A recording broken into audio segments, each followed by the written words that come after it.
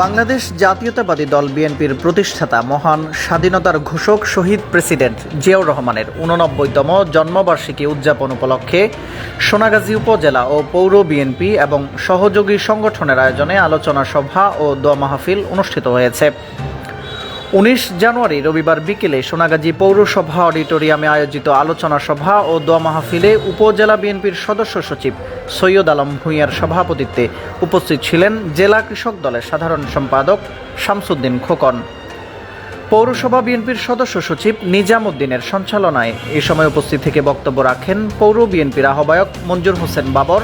উপজেলা বিএনপির সাবেক সাংগঠনিক সম্পাদক আবুল কালাম আজাদ, উপজেলা যুবদলের আহ্বায়ক খুরশিদ আলম ভূঁইয়া, জেলা যুবদলের যুগ্ম আহ্বায়ক দাউদুল ইসলাম মিনার, নবাবপুর ইউনিয়ন পরিষদের চেয়ারম্যান জহিরুল আলম জহির, জিসাস কেন্দ্রীয় কমিটির সহসভাপতি সেলিম রেজা, জেলা যুবদলের যুগ্ম আহ্বায়ক সিরাজুল হক বিএ, পৌর যুবদলের আহ্বায়ক মোহাম্মদ ইকবাল হোসেন, উপজেলা যুবদলের যুগ্ম আহ্বায়ক ইমাম হোসেন মিসকিন,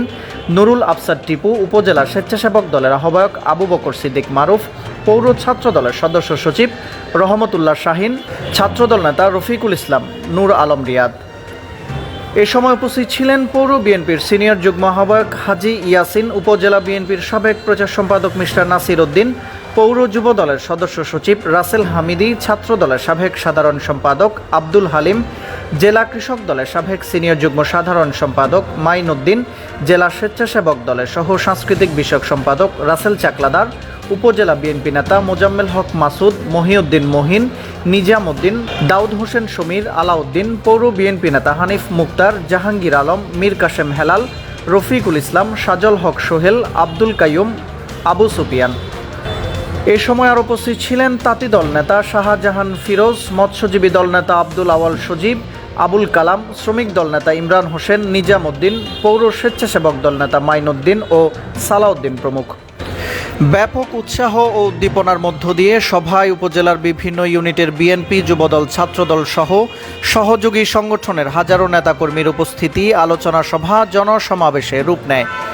এ সময় শহীদ প্রেসিডেন্ট জিয়াউর রহমানের আত্মার মাগফিরাত কামনা করে দোয়া ও মুনাজাত পরিচালনা করেন শেখপাড়া জামে মসজিদের খতিব মাওলানা গিয়াসউদ্দিন।